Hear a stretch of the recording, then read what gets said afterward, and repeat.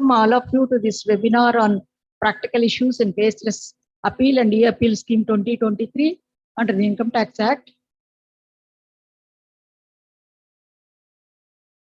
We are gathered here to know the intricacies of the E-Appeal and way forward. I will, before start our proceedings, I request Mr. Venkat to play our FTCCI film for the information of non-members.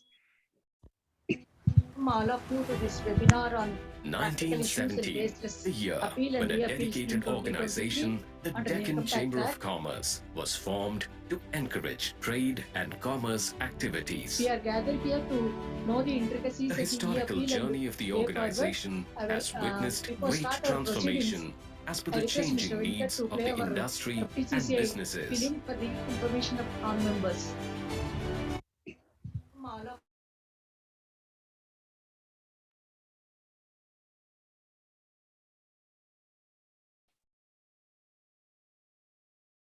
Venkat Emendama. 1917, the year when a dedicated organization, the Deccan Chamber of Commerce, was formed to encourage trade and commerce activities. The historical journey of the organization has witnessed great transformation as per the changing needs of the industry and businesses.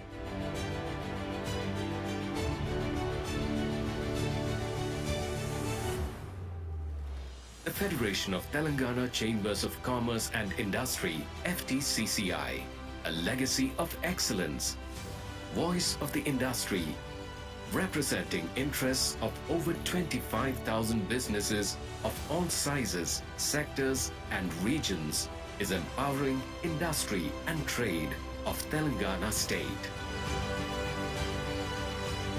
A world leader in pharma, a global hub for vaccine, home to all major MNCs, leader in IT exports, and emerging first star of India. FTCCI advocates a pro-business environment, caters to the needs of MSMEs, budding entrepreneurs, and traders through its advisory services in taxation, market information, industry-related issues, B2B connection. The Chamber has its nominees in the state-level advisory committees to help drive business productivity. FTCCI aids in providing certificate of origin for exporters, issues visa recommendation for business travels. The Federation imparts job skills through its dedicated skills center. It has adopted 14 government ITIs to improve the employability of students. With a uniquely global perspective, the FTCCI events reach a highly engaged audience, policymakers and stakeholders aiming towards Atmanirbhar Bharat.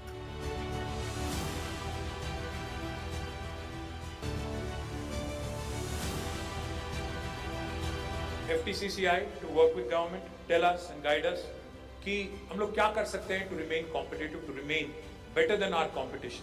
FTCCI for joining us, and I thank the office bearers of FTCCI for inviting me. Jai Telangana, Jai Hind. Come and be a part of this dynamic and proactive organization. Together, let's realize the vision for a progressive future.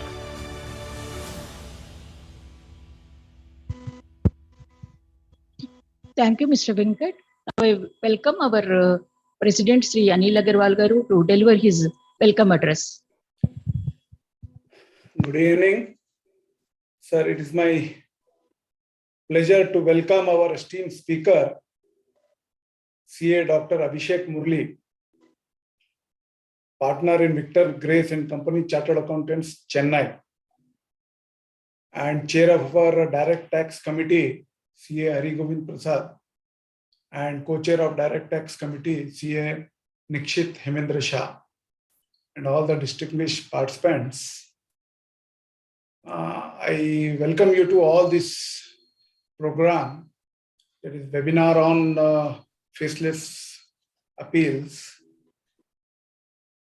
Federation is in forefront of organizing such type of programs for dissemination of knowledge and information to our members, especially to MSMEs.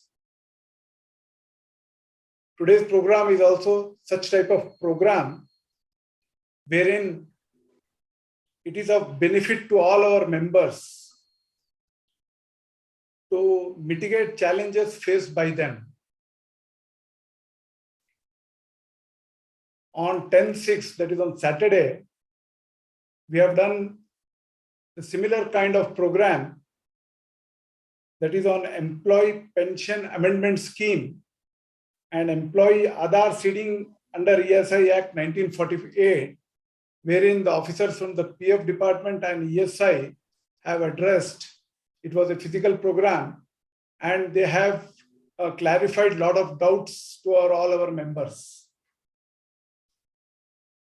Similarly, today also, we are organizing this program because CBDT has notified one Income Tax E-Appeal Scheme 2023, wide notification number 33/2023 on 29th May. The scheme outlines the procedure to be followed in appeal proceedings. So, to understand the challenges and to understand the provisions, today's program we have organized for our members. Our learned speaker will enlighten us on the procedure in appeal, penalty proceedings, and rectification of proceedings, and so on. I hope our members will get benefit, and they will get the required knowledge. And I wish you best of luck. Thank you. Thank you, sir. Thank you, Mr. President, FTCCI. Now I welcome our Chairman, Direct Access Committee, Sri Harigovind Prasad Garu, to give his introductory remarks. Thank you, Lakshmi Madam. Respected and very dynamic President Sri Anil Agarwalji, Senior Vice President, and our FTCCI team and back office team, and a galaxy of participants along with a star performer of now I think Mr. Ravindra and like Abhishek Marli, always smiling, always dealing and detailing the subject so lively and lucidly that a common and layman can understand easily and follow. Why I'm saying common man and layman? Because MSME and industrialists are technocrat, good at the business. But when it comes to the nitty-gritty of the laws, they are very difficult to find because professionals are finding difficult. Physical, online, hearing, high pitch assessment, wrong assessment, duplicate funds. The government is doing what not they can do. And a gullible MSME or the person who is honest in the name of technology and others is not finding. Earlier, as he used to present his case and the facts and documents so easily, comfortably, at his convenience, taking time from the appellate authorities. They are landing in troubles with recovery proceedings of a huge nature. And for minor and small missings, mistakes, errors, or omissions, they are put to daily penalties or levies and everything. So I think the government also have noticed and understood the fact that there is a requirement of direct online 24/7 presentation without interface or harassment or corruption or interference or individual assessments, high pitch or whatever nature. So government has come out after a detailed draft and etc. Started this new scheme as called E. E means electronically online, which has been embedded into with especially for small taxpayers. This scheme has been brought in with joint commissioner appeals being given the burden to share the burden of the CIT appeals or ITAT appeals, wherein everybody cannot reach. It takes a lot of procedure, time, and cost. So the government has come out this scheme, especially for the small TDS and TCS defaults, which can be addressed by JCIT appeals. So for this just I am reading out what is the small e-appeals, and thereafter faceless also I will talk. So income tax department, this scheme is launched by the CBDT as part of the budget announcement, which Nirmala Sitharaman, finance minister, has done, addresses the issues of pending appeals related to tax, TDS and defaults and TCS things. This scheme is applicable to appeals pertaining to individuals, specific income categories, or certain types of cases covered under Section 246. So technically and details of which is applicable, not my learned speaker will delve upon. I don't want to go into it. But however, what is this particular joint commissioner been brought in is to see that he should have the power of reviewing and resolving the appeals filed before that.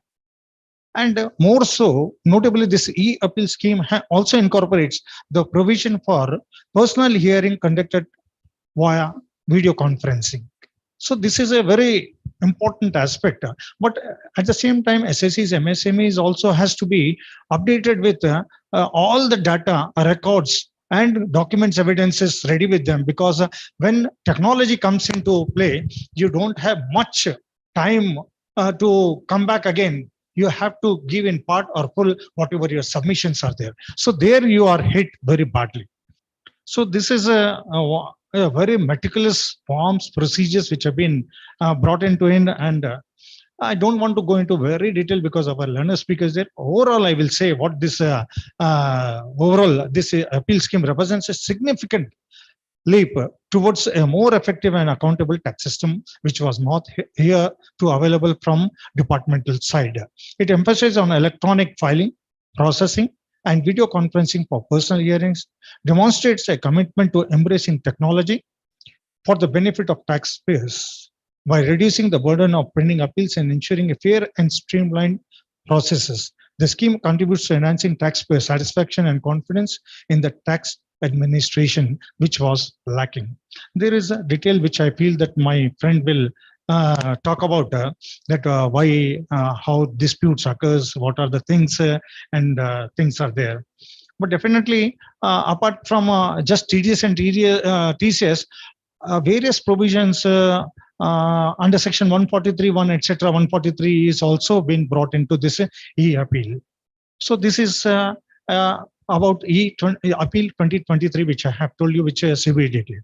Another which is though it is faceless called, I say why face also? Why not physical also should be there?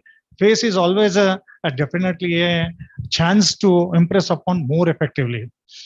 So there are several instances and issues which has been brought to the notice of the government when faceless appeal system was brought in the year 2020 and again revised in the year 2021 based on several representations made by several chambers including FTCCI about the hardship being faced by the SSEs in implementation, and there was no clarity, no clear vision and a path to be embraced upon and walk upon. There was more talk than delivery.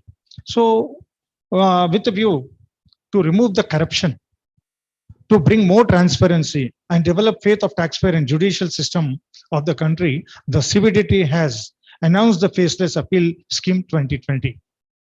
Wide notification 25th September 2020. But the initiative taken by the government for paperless or faceless mechanism as a part of Digital India mechanism or mission to smoothen the administrative functions of the scheme. Again, it was later on amended again by 139 by 2021, dated 28/12/2021. Again, in that also, we feel that there are several things which need to be addressed. So, which our learned speaker will talk about. But I want to just bring to his knowledge that what this faceless appeal has brought in hardship, and which few recommendations which need to be from our MSME sites, which our MSME and the professional fraternity who are working in hand should be on the same page with the government. I will highlight 6-7 points which are hardship being faced. So in your deliberations, you can answer a learner speaker, sir. What are those? In large number of cases, it is observed that even after passing of 12 to 18 months from the date of filing of the appeal, the assessee or the taxpayer has not received notice fixing the date of hearing or the date of filing of written submission. So means I have filed the appeal, but there is no communication of my fixing of the date of hearing. So what do I do? What happens in the process? The government, another part, CID appeals or NFSC, they are again asking to furnish written submission and documents. In such cases, what happens? I have filed a written submission. Again, I'm asked, and having filed, as per this additional evidences, if I have to give as per Rule 46A, that provision is there. But again, I have to go for several of the confirmations or consent from the higher authorities, which about remand report, etc. Also, we are finding it difficult that we are not getting the remand report on our submissions, written submissions as per Rule 46A, etc. Most important, which SSE is hit, that having filed aggrieved person to the department, having filed an appeal, because I have a strong case that this is unjust forced upon me to go for an appeal. And after a certain time, immediately the assessing officer starts for recovery of the in the form of a demand, you pay at least 20%. We are asking, when we have filed the appeal, till the disposal of the appeal, this demand should be kept in abeyance till the disposal of the appeal, but which is not happening, and where we are facing a lot of hardship. And in 70% of the cases, we have noticed that this is the agony or hardship or harassment rather. Even in the case of quantum proceedings, the appeal, we are finding that penalty proceedings, apart from one is the recovery of the tax, disputed tax, and another is penalty. All are in line. Assessment itself is unjust and harsh on the SSE. Recovery is again a thing, and now penalty. So all in the same, they wanted to proceed without disposing of the appeal, because the date is not getting fixed up. There is no clarity. Even after submission of the time, we are not getting, is it the first hearing date or the final hearing date, or additional evidence is there, or any communication is there. And more so, they are putting up the things on the portal. So every time the SSE is not on the portal, they must be given or informed on the email or SMS with the alert which is there, so that at least he is aware of. It is not that WhatsApp or email, not that portal he is on 24/7 available or is looking into it. So that is very, and whatever the things, final hearing or before a last hearing opportunity should also be given, where they can represent, okay, in a time-bound manner, whether it is 5 months, 3 months, 6 months, 45 days, or a year. After submission of all the things, there should be a time-bound fixation from the department side. And if any additional is there, all should be communicated, and it should be visible in the dashboard that these are the process, like flowchart, that your first is at this stage, it is under processing, it is in the submission, whatever. I mean to say, there should be a flowchart which must be available. So, and more so, what is most hard hitting is, having submitted all the things, suddenly we are finding that there is a assessment order or a high pitch assessment order or something, despite my submissions which are not considered. And in the order under section 143 or 144 or whatever, they are mentioning that nothing has been submitted by the SSE, ignoring what I have submitted, not taking cognizance of the submissions which have been made, and ignoring all those facts. They are openly mentioning that nothing has been submitted. That's why we are proceeding with the data which has been made available or searched upon or inquired upon or obtained by them. Whereas we have submitted all the papers, documents, and more so, in the these facilities are not available to NRIs or under central charge or international taxation.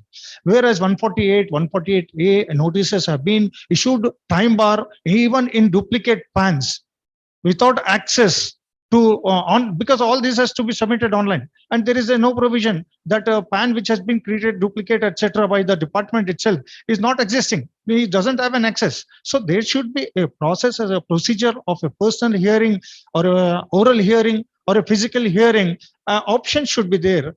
That is what my thing is there. So in that recommendations, that is what my finally, recommendations I am coming to, sir, that the remand report shall be called by NFSE at least in a term of filing of my submissions, and from the date of submission, a new notice shall be issued within 30 days. And the first notice shall be at least fixed up within 3 months, and more so, the process flow shall be, which I have told you. And lastly, this shall be an automatic stay procedure for recovery or penalty. So over to Madam Lakshmi. Thank you, sir. Thank you very much for your elaborate introductory remarks. Now I welcome our co-chair Rikshit Garu to introduce our learned speaker Abhishek Murali to the audience. Good evening, everyone. It is my privilege to introduce fellow chartered accountant, Dr. C. Abhishek Murali. He is a practicing chartered accountant who is partner with Victor Grace and Company Chartered Accountants. He was the youngest elected secretary of Southern India Regional Council of ICAI, rank holder in many competitive exams. He was All India first rank holder in CIMA strategy examinations and All India 17th rank in final examinations. He's president of All India Taxpayers Association and also president of Citizens Awareness Forum of India. He is an expert in direct taxes, international taxation, mergers and acquisitions, and related subjects. He is an excellent speaker, and he has spoken at close to about 5,200 seminars, workshops, and conferences. And for the same, he has been awarded Gold Star by Padma Shri Dr. Swami Annadurai, Director, ISRO Satellite Center. And he has also received Abraham Lincoln Excellence Award from International Peace Council, USA, for his excellence in contribution for tax sector and laudable contribution of repute for addressing 500 seminars during COVID period alone. He is member of Committee for Implementation and Survey of Faceless Assessment and Faceless Appeal Proceedings constituted by Ministry of Finance, Government of India. He is a non-academia member of Board of Studies of Madras University. He is a regular on national and regional televisions. He continuously contributes towards newspapers and journals. He is an active member of Confederation of Indian Industry, CII, Young Indians. He is an avid sportsman. He plays golf, badminton, squash, football, and chess player. I can go on. It's a huge, he's somebody who will take more than, the subject. But like Chairman told, he will explain us this typical faceless assessments and situations that each SSC and tax practitioners are facing in a very simple way. So I hand over the session now to you, sir. Please take it forward. Thank you. Thank you very much, sir. A very, very warm good afternoon to one and all present here. Firstly, President Anil Agarwal ji, Senior Vice President Meera Jaydev sir, another Vice President Suresh Kumar Singhal ji, the Chairman of the Direct Taxes Committee, my good friend CA Hari Govind Prasad sir. Thank you very much, CA Dikshit ji, for such a kind introduction. You're always showing a lot of affection, so thank you very much for that. Special thanks also to Lakshmi madam, as you can see on the screen, and also Naresh Giri. I don't see him on the screen, but he had coordinated the meeting. And of course, a very, very warm good afternoon to all the galaxy of members who are present here for the program today. So the topic, as rightly chosen by Hari sir, is a very, very pertinent topic, because appeals has become a real big issue. You see, faceless assessment, faceless appeals, constantly, every time you meet any CA or you have any discussion, you may be finding that this is a very, very in topic. And very recently, less than 5 days back, the CPDT has also notified a new e-assessment scheme 2023. That is what they are calling it. They announced it in the budget, and the specific process and procedures have now been notified less than 5 days back. So what is this e-appeal scheme? After all, we are doing faceless assessment, faceless appeals for some time now. It's been more than 2.5 years. So why again, what is this e-appeal? How is it different from faceless appeals? Why they had to introduce this? And all the issues that Hari sir raised, how is this going to be resolved? How it is affecting us? How we need to deal with in the day-to-day? Now, today's session, instead of purely focusing on just this e-appeal scheme, I will also talk about some of the latest practical challenges which are being faced by assessees at the assessment stage, and naturally which leads to the appeal stage as well. So we have to first, whenever we talk about these issues, we have to start off with the latest developments. And if you see the primary key development that I expect that is going to happen, you see many of the members who are joined here today are chartered accountants, are CMAs, they are business people, or they're running the businesses. And traditionally speaking, we all file the return of income by 31st of July every year. Needless to say, a professional will tell you the heaviest traffic that he will face will be on 30th July and 31st July. No matter how many times they may remind or not, the general tendency is people come in the last minute. Sometimes they will come even on 1st of August. And as professionals, we always oblige. We believe we should give the service and we are happy to do it. But in the latest year, please note, there is a very, very important change which has happened. In budget 2023, the Honorable Finance Minister announced we have two regimes. We have the old tax regime and we have the new tax regime. Till now, old tax regime was permanent. If I wanted to choose the new tax regime, I have to specifically opt for that new tax regime. However, if I am someone who wants to continue in the old regime, I need not file any separate form. I need not make any notification or communication. This was traditionally how it was done. In this budget, it has been modified. That means the new tax regime has become the default regime, and the old tax regime is now something you must opt for. So why is this important? That's the critical point, right? What is the point of discussing this? Why is it so important, especially when it comes to appeals? And I'm going to tell you why. You see, till 31st of July, if you are filing your return of income, it's not important for you. If you are meeting your auditor, you are planning it, or you are able to file the return also before 31st of July, you need not even listen to this part of the discussion. It's fine. But what will happen if you miss that 31st July? I'll give you an example. We generally advise our clients in the first week or the first month of the financial year, in the April of every year, please finish all your tax saving investment. All your ATC, you want to put in PPF, finish it. You want to put LIC, finish it. You want to put in ELSS, finish it. You want to take a Mediclaim, finish it. All of it, you finish it in the 1st of April. So straight away, you will plan for it at the start of the year, or wherever, if your financial circumstances deserve it, you will stagger it over a period of time. Based on this, you will give a declaration to your employer. They will deduct TDS based on that. You will pay advance tax based on this. You will deduct whatever portion of tax you are going to pay or what you have to payable, etc. And you will file your return of income before 31st of July. Clear? So what if I miss 31st July? Suppose 31st July. Now, for example, practically, many of you may not have filed any return of income at all by now, because the AIS, TIS is still getting updated. The 26AS, every day it is changing. Today you take 26AS, one figure is there. Tomorrow you take some new figure has been added. So essentially, till June 15, nobody will practically file a return of income confidently, saying, oh, no figure will change at all. It is very rare. So till June 15, you will not be able to file a return of income at all. Suppose your circumstances deem it. You're busy with some personal issues. You're traveling outside the country. All of these reasons, you are not able to file your return of income by 31st of July. Please note, you don't have the option anymore to go for the old regime. You are forced to only opt to the new regime. That means all your tax planning that you have done, your ATC, your ATD, your PPF, Mediclaim, LIC, all of that is completely wasted. It's completely wasted. So you not only don't get the benefits of ATC, ATD, you have already spent money on that.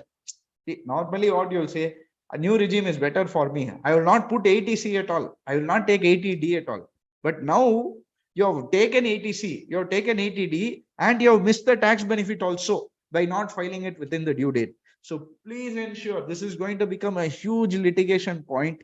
I'm 100% sure, because most people are not aware. If they file the return of income late, then please note the opportunity to take the benefits of all the efforts you have taken to save your taxes will go to waste. So please be very, very careful with that.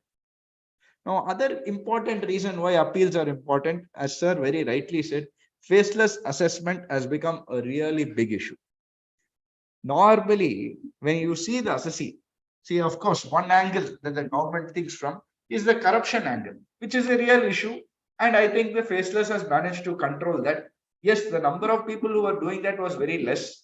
You should not paint the entire department like that. In fact, most people in the department, they are more helpful rather than corrupt, I should say. But this has happened. So unfortunately, there has got what do you say, a preconceived notion has been established in the minds of the people. So faceless assessment was subsequently introduced. This faceless assessment, unfortunately, it is not going in the way that most people imagine, mostly because the assessing officer has a disconnect.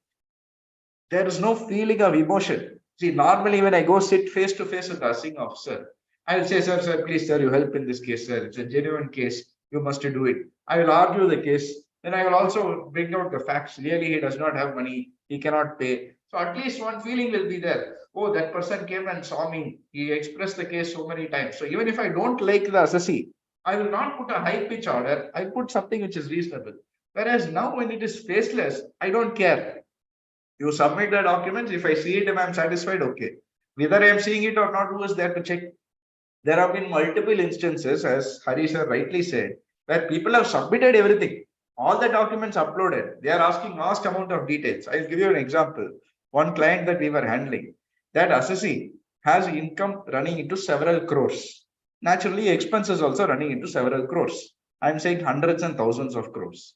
One of the details which they asked for in the course of the assessment proceedings, please provide all the invoices for your purchase. Sir, where I will go for all the invoices purchase? You want me to scan it and upload it? When I will finish scanning, sir, by that time I have to submit itself, time would have expired.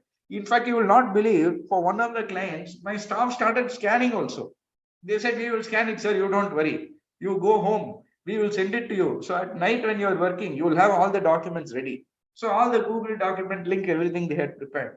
So I went home. At night I am sitting and uploading one by one. They have taken the pains to scan it and keep it. Night I am uploading one by one. I put submit. It is rejecting, saying too many documents. You cannot upload it. So this is the unfortunate thing. Even if I want to complain, no, department is not allowing me to complain because the website has a limitation. Maximum 10 documents, 5 MB only maximum each document. Overall, it cannot be more than 100 MB. So all of these things are there. So how can I comply? And how can the person ask for these details in the first place? So this is causing a lot of issues. The next big development is the AAS-TIS. Now this AAS-TIS, I must say, as much as people talk about it saying so much thing we have to check now. We have to see 26 AS, we have to see AIS, we have to see TIS, then we have to see the information given by the client, whether it's all there. But I'll give you one example. I have one client, and that gentleman is a retired person from a bank, a pretty high ranking position he held. And every time he come to file the returns, he's been filing for almost 25-30 years. So what I said is, sir, you are paying the same fees for, I don't know, since I joined my office, you are paying the same fees. So I don't know from how long before that you are paying. So this year I'm increasing it by 100 rupees. Immediately, sir, how you can increase, sir? How can you increase by 100 rupees, sir? It's not correct, sir. I said, sir, inflation applicable for us also, sir. You have to increase. No, sir. I know your grandmother, sir. I have had dinner in your house and all. So when he started putting that emotional drama, unfortunately, I had to say, okay, sir, you pay the same fee. The same assessee, next year he has come. Now AAS-TIS is applicable. He is saying, sir, I am after all a pensioner, sir. Where I will go for the money and all that. So for 100 rupees, he said this. When AAS-TIS came, it came to light during the year, he has sold 57 lakhs worth of shares. Till that time, never once, he has even said that he has a demat account. SB interest he will write and he will give it to us. He will not even give the bank statement. So I asked him, I said, sir, have you sold any shares during the year? His response was not yes, no. His response was, how do you know? So that is the general thing. So our assessees are all Harish Chandra, unfortunately, or fortunately, however you want to look at it. So when they said that, his reaction is how you came to know. Similarly, bank statements. Sir, I have only one bank account, sir. It would be less than 10,000. You put some figure and you close it, sir. 80 TTA is there. Like that, they will tell us. So you will put 9,999. But then now in AISTIS, 6 savings bank account, total interest, SB interest running into lakhs of rupees. This gentleman is saying, I have only 10,000 rupees single bank account. So these are the sort of issues which are now coming up to the AIS and TIS. You will all be familiar. There was a time when 26AS was introduced. Till then, you had to enclose what is your form 16A, 16B. You had to put bunch of documents. You will go and submit it. After 26AS, it got streamlined. People who were not compliant, who did not offer the income, they got caught because when the income tax started doing the backdating of the 26AS, people who did not offer the income properly in the earlier years, they all got reopening notices and they had to pay the tax. Believe me, my dear friends, that is going to happen to AISTIS as well. 100% AISTIS will be backdated. They will get the information. And if it satisfies the requirement for reopening of assessment, 100% they will do it. So you are going to see a slew of litigation cases on this as well. Now let us come to the appeals. Now one common thing you will all be getting is one mail. Enablement of the window for appeal. What is this window? Why has it been enabled? Why is it open? Does that mean I have to close it or should I jump out of the window? What is all this? We have a lot of questions like this we will raise. Because we have filed appeal. As Hari rightly said, for 12 to 18 months, we are not getting any response from them. Whatsoever response is not there. Suddenly one mail will come, enablement of window. You go and open, you will get one prompt. Window has been enabled. What should I do? Okay, you open the window. Should I submit anything? Or will you give a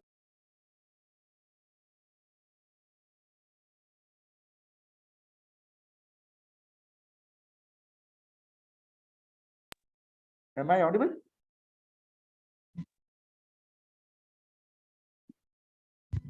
Sir, can you hear me now? Yes, sir. Okay. I'm sorry, something happened, it got disconnected.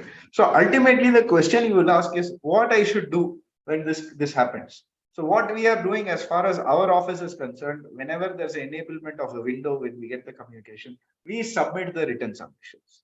But what should you do? Some people may not want to give the written submissions. You need not do anything. You can ignore it completely. And what you can do eventually, when you get another notice, give me X, Y, Z things. Then in that case, you can give. Now, somebody has sent me a message in the chat box and they have put it in the Q&A also.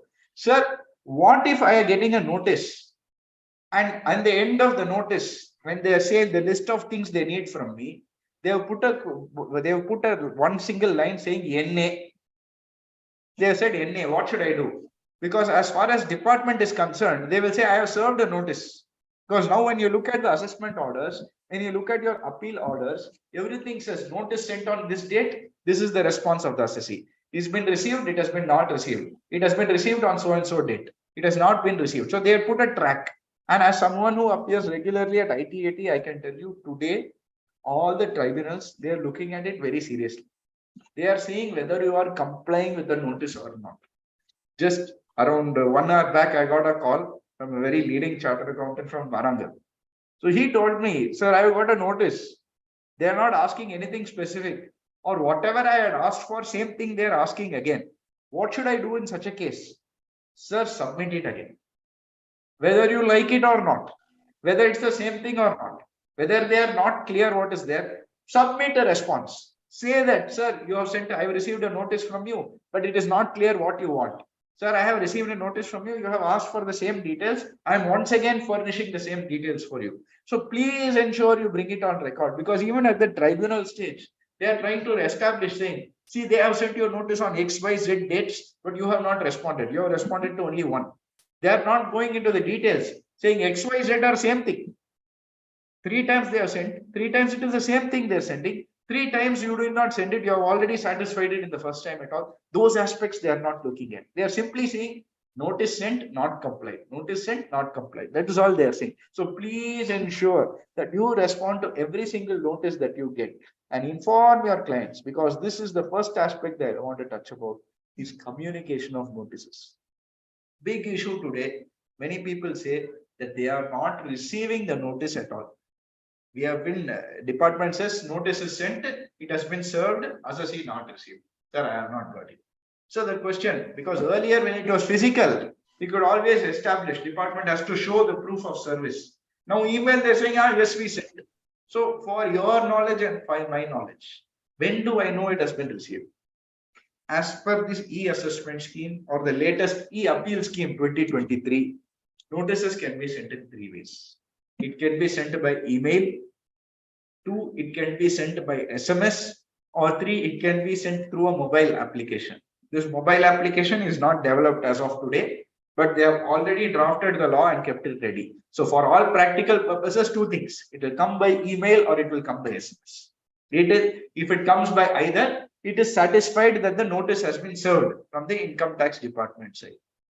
Now the practical question, again, somebody has raised it for me here, saying that the practical question, sir, I have given the email ID, but I have not received the notice. I have given the email, but I have not received it. So when do I know what is an email? So I have, in fact, I took the law and I specifically brought out here what is the email address for the purpose of serving a notice.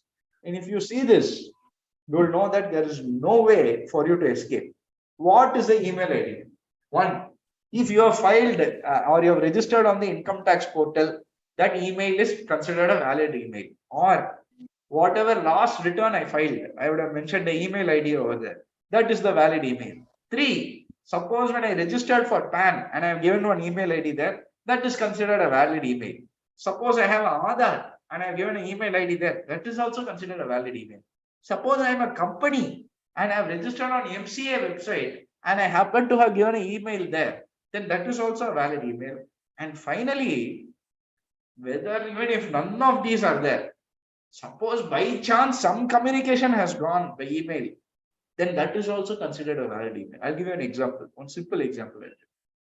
One assessee we are handling, she is an NRI assessee. She's a person, she's settled in Canada. And what happened is they have reopened an assessment 6 years back, which is pertaining to some capital gains, sale of land that not filed the return of income at all.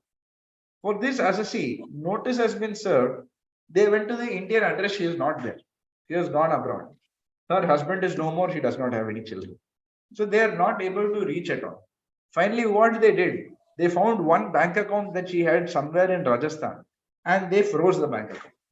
And the bank somehow contacted her to inform them. And through this network, the case was found out that she was there in Chennai long time ago. And that time she has sold the property. The property is actually located somewhere outside Chennai. And she has left India and she has gone. But she has one bank account which is based in Rajasthan. So somehow the network was established and they were able to locate her. And that madam contacted me and she said, can you help? We said, okay, we will take up the case. Here for this assessee, because she does not have a registered email ID, she is a very old person. She says, I don't know anything. I don't even have WhatsApp on my phone. So every time she has to call in the morning, I have to wake up and answer the phone. Otherwise, next to 24 hours, I cannot speak. So this madam, we had registered and we had sent a mail by submission. Because she's a non-resident, it was not faceless. So we had sent a submission. Now, any communication that comes to that madam comes to our office email ID saying that this is the, we have received your intimation, this is the notice we are serving, this is the demand, this is the process. Every single thing comes to our office email ID. So therefore, even after 20 years, let us assume 20 years later, she is no longer our client. She is no longer our client. But for the department purposes, if they send an email to our email ID, they have satisfied. They have served. That's all. Job over for them. They don't have to prove that you have opened it and seen it. For them, if they have sent it to it, it's a valid service. So what should I do? Sir, I did not get, sir. What do I do, sir, in appeal? How can be a proper valid assessment? They will say, okay, you send it again to this email ID. That's all. That's all will happen. So the most critical takeaway from this point, my dear friends, ensure that the communication email IDs are given without fail. If you do not update it, then you cannot complain that we have not received it at a later date. So please ensure in every single case of your assessee, you update the email address. Very often you will not, I have seen so many appeal cases I handle, email ID still be vsnl.com, then it will be Aircel mobile number. These companies and all went under almost 6-7 years back, at least those companies have gone, but still their email ID, mobile number, etc. being used. Please ensure you update that, my dear friends. So now let us come to 143.1. If you saw this new e-appeal scheme, and Hari sir has also announced it, in fact, the poster of the program which has been developed, you would have seen that it has been said for simple issues, for small assessees. That is the purpose of we have brought this e-appeal scheme. So therefore, issues like 143.1, TDS, TCS, to resolve all of these issues only, we have bought 143.1. First of all, I want to debunk one myth. When I read out the e-appeal scheme, you will find out it has nothing to do with that. You will find that yes, that is also part of it, but then it has nothing to do with it. I'll tell you why. Let us first understand what is 143. 143.1 is what we call an intimation. It is called an intimation under the Income Tax Act. Under an intimation, the assessing officer does not have the power to go into issues. They can only pass an order on a prima facie basis. For example, Hari sir files a return of income and he has a TDS credit of 24,000 in that return of income. As per 26 years also it's there. But instead of typing 24,000, by mistake he has typed 2,400 is his credit. So if the department wants, they can modify 2,400 to 24,000 also. But that is beneficial to us. See, they will not do it. But let us take the inverse scenario. Suppose he has a credit of 24,000, but by mistake he has put 2,40,000. Then in that case, through intimation, without any communication also, they can change it to 24,000. So intimation is only for prima facie errors, typing error, clerical error, extra zero, etc. All of these can be done under intimation.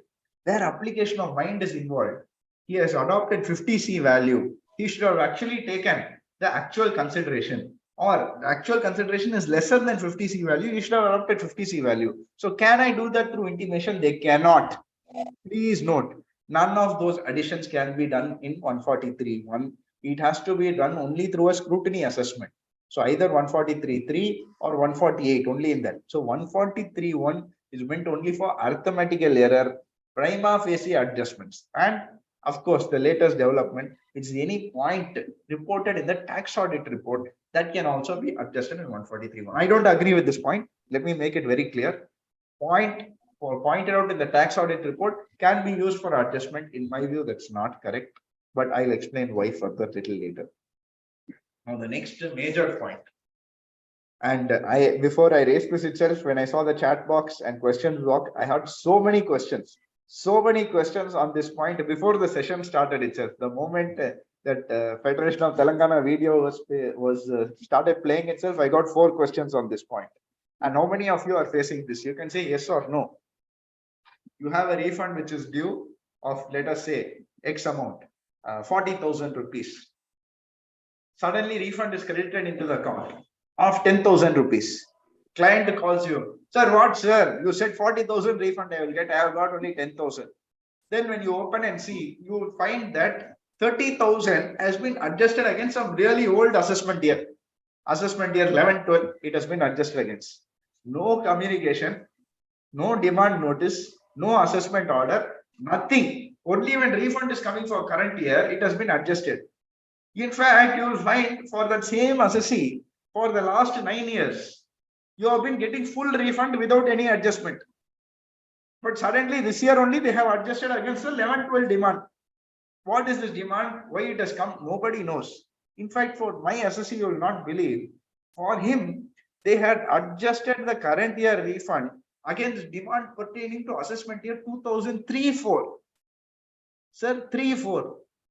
How many years can I do rectification for? 4 years.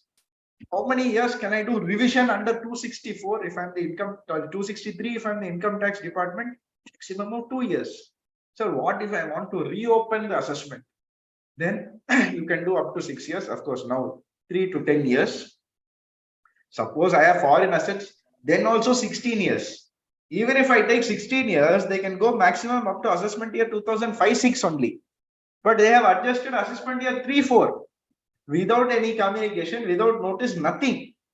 This is the very, very sad scenario that is happening today.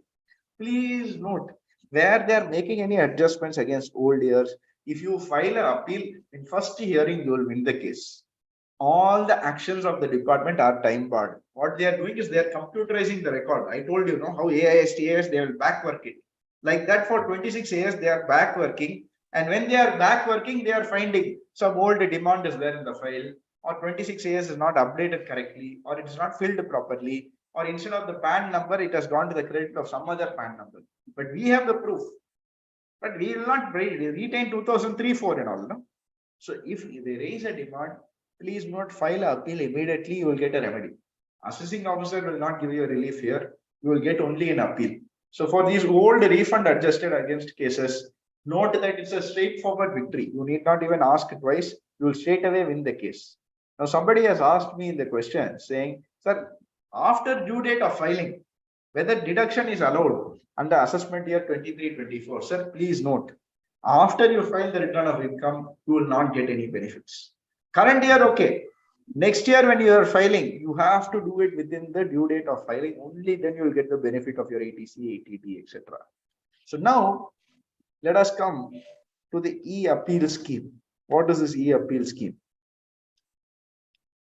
I'm skipping a lot of things because this is a very comprehensive PPT.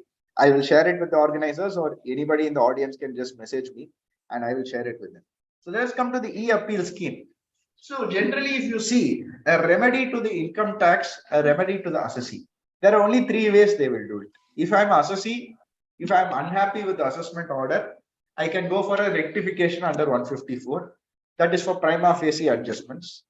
Second, I can go on an appeal to the CIT appeals or the ITAT depending on the circumstances. And third opportunity, I can go for a revision under 264. Similarly, department also has three remedies. They also can go for rectification. They can go for a reopening of assessment, or they can go for a revision under 263. So now, earlier there was a joint commissioner of appeals.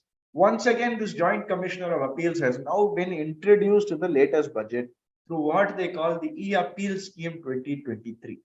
So now, after an assessing officer is passing an assessment order, I have the opportunity to either go to the commissioner appeals or the joint commissioner appeals. I have to decide based on the circumstances of the case. Now you may ask, what is the big change, sir? After this JCIT appeals has come under this e-appeal scheme, what is happening in this e-appeal scheme? I tell you what is happening in this e-appeal scheme, sir. You see, when an order is passed now, when an assessment order is passed, it has to be passed by someone below the rank of a joint commissioner. That means automatically in the amount threshold up to a certain number of lakhs only, a person below the joint commissioner can sanction an order. So that person, if it is joint commissioner and above, then you have to go to CIT appeals. If it is below joint commissioner, then you can go to this JCIT appeals. So what are the orders I can go to JCIT appeals? I told you intimation. So 143.1 I can go. 143.3, that is a scrutiny assessment order, I can go. Best judgment assessment, I can go. Order of any reassessment under section 147, I can go. Refund calculation, TDS order, TCS order, and any penalty order that has been passed, or any rectification order. Now, naturally, I saw somebody raised a question immediately once I put this slide. Sir, I'm going to read out the question. Sir, what is the purpose? Because under the same things only, I went to CIT appeals also. So yeah, sir is absolutely right. Whoever has raised that question, I think Ms. Padmashri has raised that question. 100% you are right. Whatever questions you have raised, I could go against all of this before the CIT appeals. So what is different when I go to the JCIT appeals? Sir, I'm going to tell you something straightforward. The reason this JCIT appeals or this e-appeal scheme has been introduced is because of a burden of the workload. They are not able to handle the appeals. The quality of the assessment orders today under Faceless are so bad that more and more people are appealing against it.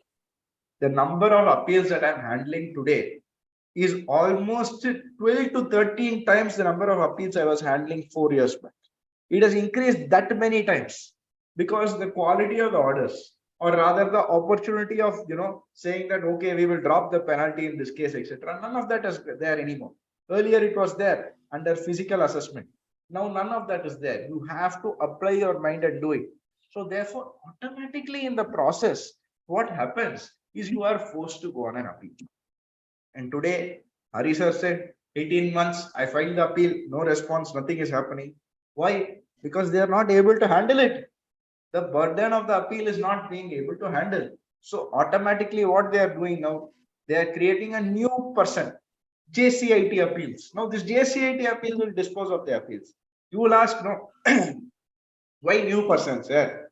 For that you just hire more CIT appeals. They have to pay, no, sir. CIT appeals is one level, one cadre higher than the JCIT appeals. So automatically the payments, etc., promotions, everything will get affected. There will cause little disharmony.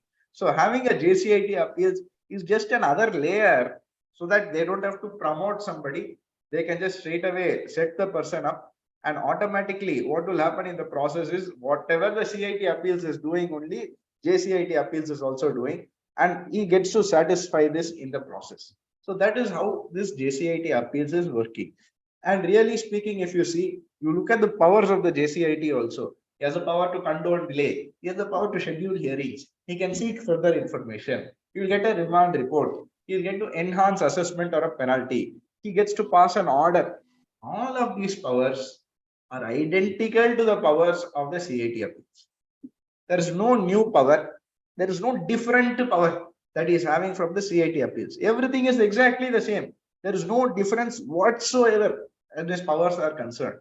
So automatically in the process, you can see that simply it is just equal to CIT appeals, except 1% lower in terms of his qualification or in terms of his position or his in the ladder of command in the income tax department has the power to dispose of the appeals now. That's all it is. So in terms of us learning how to deal with it differently, oh, there is one more person now that we have to deal with. No, sir, it's not one more person. It is the same person. It is just dealt with somebody else. So every form that you file, every detail you submit, every hearing that you conduct is going to be exactly the same as it was against the CIT appeals. There will be no difference whatsoever. Now, one person asked, Venkatraman sir has put, sir, assessee filed appeal as well as rectification petition under section 154 and paid 20% of the tax demanded. CPC resolved the rectification by giving full relief. Hence, the appeal filed has been infructuous. And we have now withdrawn the appeal saying that final submission. How can I claim 20% of the tax refund already filed? Sir, it's very simple.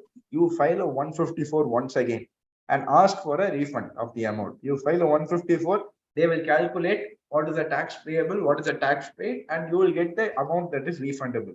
Suppose that's not happening.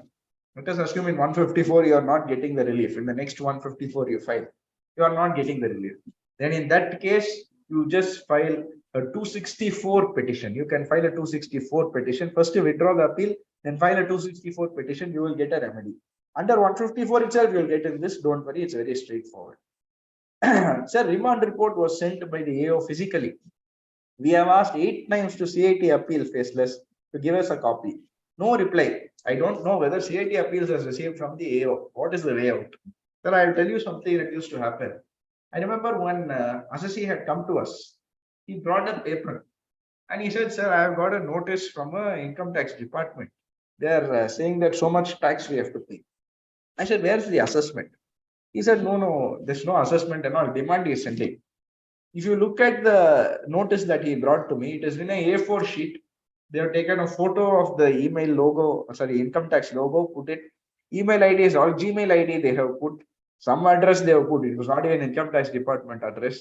And they have said that you have to pay the amount that this person is readying also. They said you can pay in cash also. He is readying with the cash to go and hand it over to this person. So I said, where is the communication? What is the proof that it's real? You need to have a DIN, etc.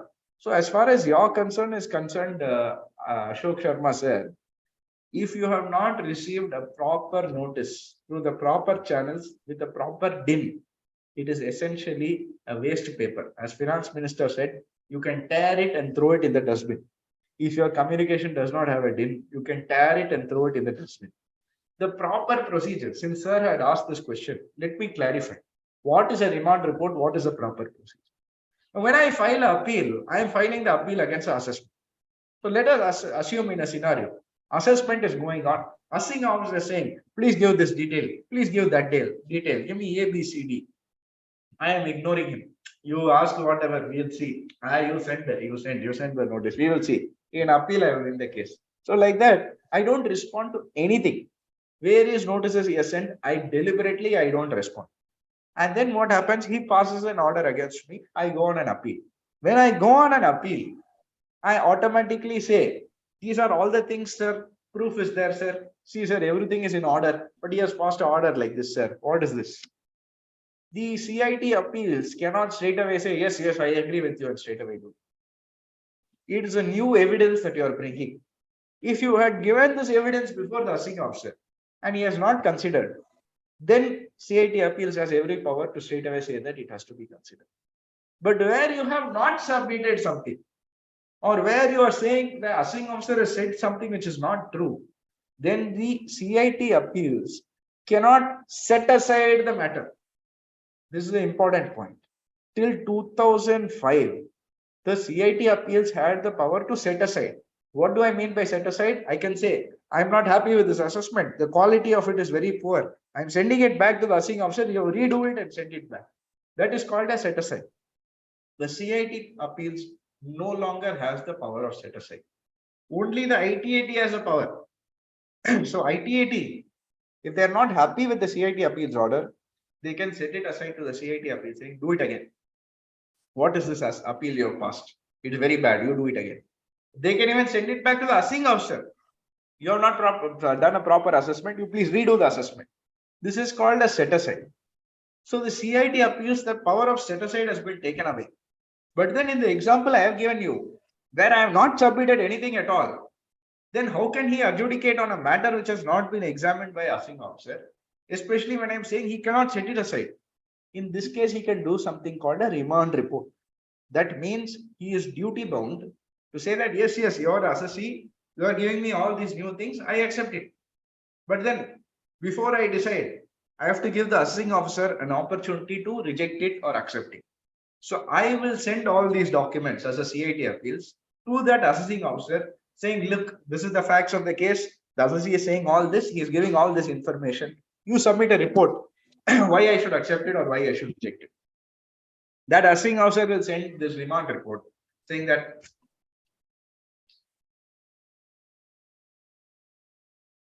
he will send this remand report saying that, sir, all of these things I asked him, I gave 4 chances. He kept saying, you will see an appeal, he will take care. So you should not accept it. This is not correct what he is doing. Or he will say, sir, this is he may have given this, but look at this properly. These are all the differences. This is forged document. This is not a real document. All of these, he will raise in a remand report and send it to the CIT appeals.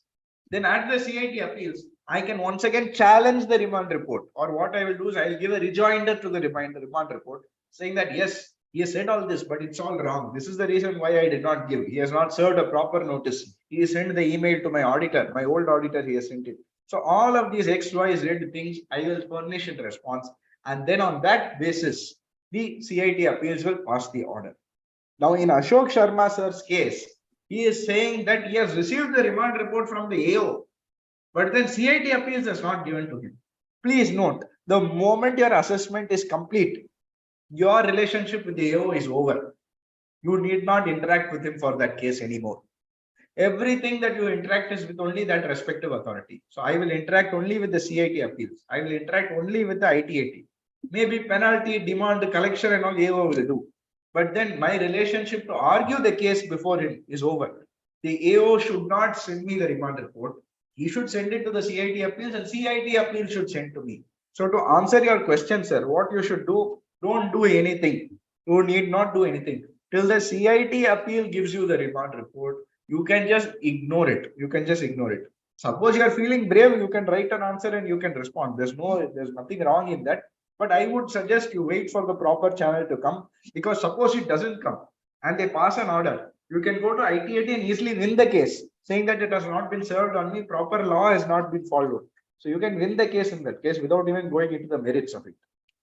Mr. Girish has said, we are using this portal to get all updates from income tax notice. Okay, he is doing some advertisement.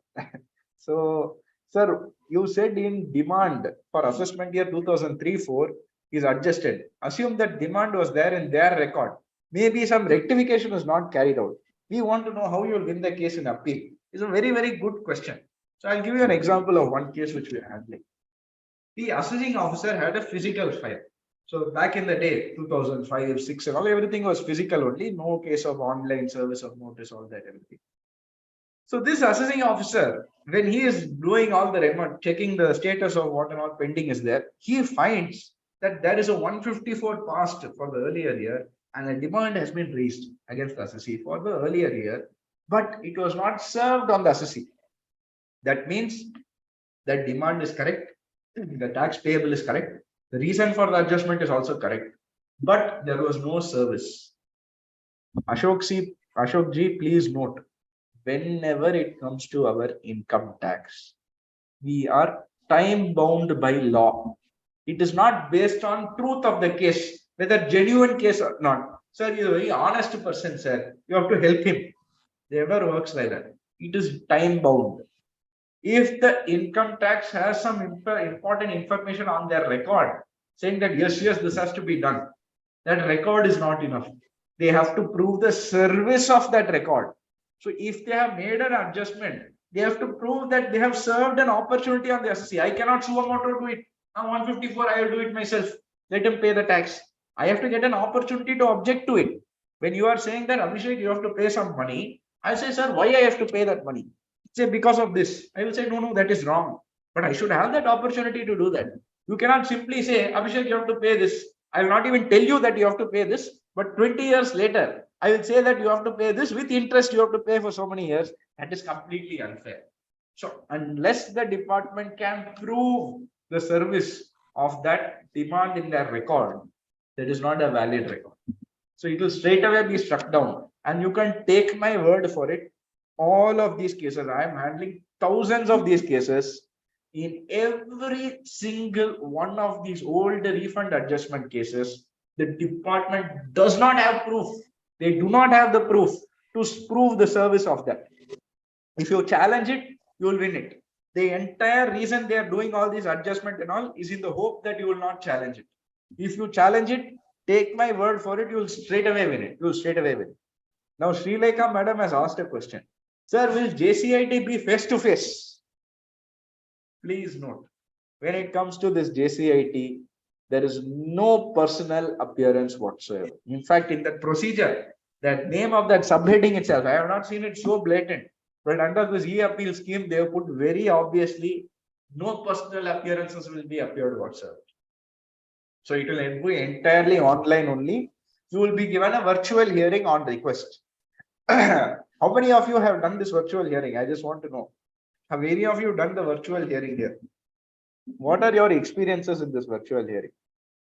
I'll tell you one virtual hearing that I did. Very funny. The assessing officer or the commissioner, whoever the person there, he was on the screen and we argued the case before him. So I said, sir, this is the thing, what do you feel? He said, no, you tell. I said, I told sir, last 10 minutes, I am only talking, you are not asking anything. No, you keep talking, you keep expressing your points, I am making note of it, we are recording also. I am talking, 20 minutes I am doing all my explanation and he said, okay. Then at the end of 20 minutes, I said, sir, what do you feel? Okay, we have taken your submissions, we will get back to you. I said, 20 minutes, I have only been talking, what is this hearing? He said, no sir, we are not allowed to express our views or anything. We have to just take your submissions when you submit virtually. I said, okay, chale, I can leave it. This is okay, this is better. Because in another hearing, what happened? Video came on. Chair is there. Chair is there. I am talking to the chair. That's all. Nobody is there in that video also. And then later on, because at the end of 10 minutes, at least somebody is there. Even if they are not responding, at least I feel like somebody is there. So how can I talk to a chair? Whether somebody is actually there, I don't know. No? So after 5 minutes, I felt like a fool. So I said, okay, fine, we'll end this hearing now. I'll speak to the superior commissioner. So I got in touch with the one pretty high-ranking person in the Faceless team. I said, this is the experience that I had. So what should I do? So he said, wait, I will find out what happened. So he finds out what happened.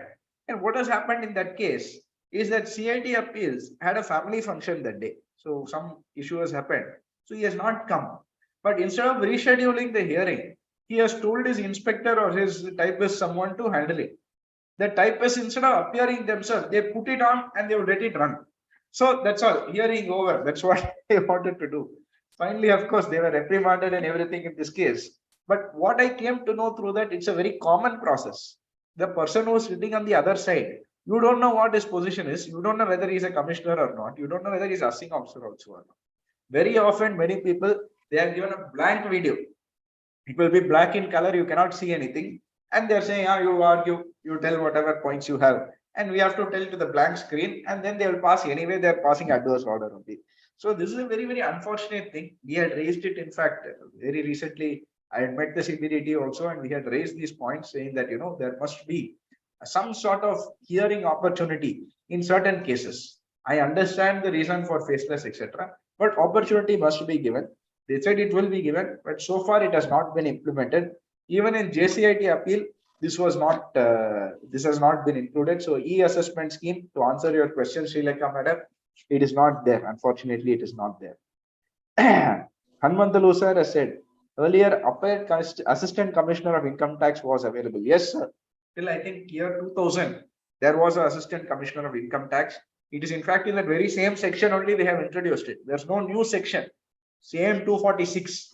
Appeal to the CIT appeals falls under 246A. Appeal to the Joint Commissioner of Income Tax comes under 246. It is in that same provision only. This new provision of e-appeal scheme also falls under. So if you want any doubt of what section, etc., it is section 246. Sir, you are having problem with audio. I think this is old. It's fine now, sir. Now I think audio is okay and nobody else has raised anything. Sir, about remand report, I have a question. Sir, what my question is, CIT appeals has not given me a remand report, nor is giving any information whether received or not. What to do? Don't do anything, sir. You please just wait. Please just wait. If you don't get anything, you don't have to do anything. You may get pressure from assessee side. What happened? We filed appeal long back. What is happening? Nothing is happening. What is nothing? We can't do anything. In fact, Hari sir raised a very prominent point. I noted down all the points that he said. One point that he raised, he said that we are not giving any status, flow chart we need of what is the status of the appeal, what position you are in. In fact, I very jokingly, I will tell, even Domino's Pizza, we get a status, what is the pizza? 100 rupees I'm spending on a pizza. What is the status? It is in the oven? No, it is cooking. After 20 minutes, it has been packed. It is ready for delivery. It is in the process of delivery. This is the delivery boy. This is very nice. So I spent 75 or 100 rupees for one pizza. I'm getting such nice updates. Whereas crores of tax demand is there. I don't know what is happening. It's in limbo. It is there. It is pending. When I'm asking the assessing officer, yeah, it is there. It is all faceless now. You go and ask him. What do I do? 20% demand has been made on me. So that brings me to my next very, very important point, which is the stay petition. I'm skipping all of these matters. Okay, before I go to the stay petition, let me touch upon one important thing. Condemnation of delay. Now, I told you JCIT and the CIT appeals has the power of condemnation of delay. Now here, I'll give you an example of a very practical thing that I faced. This is the tribunal. One case that I was handling, there was a delay of 9 years. 9 years in filing the appeal. On the same day, there was a delay by an assessee for 1 day. 1 day delay. My delay was condoned and his delay was rejected. 9-year delay was condoned and 1 day delay was rejected. So here, why is this condemnation of delay like that? Now I'll explain why. Now in this case, what happened? In my case, the assessee was no more. He died in a car crash. He is not aware at all. His family are all uneducated people. They're all illiterate. He was a breadwinner. And he had a wife who was illiterate and 2 minor children who did not know anything. Later on, when they went for attachment of the property only, they came to know, they came to us and we filed the appeal. So it was considered, okay, we can understand it, you condone the delay.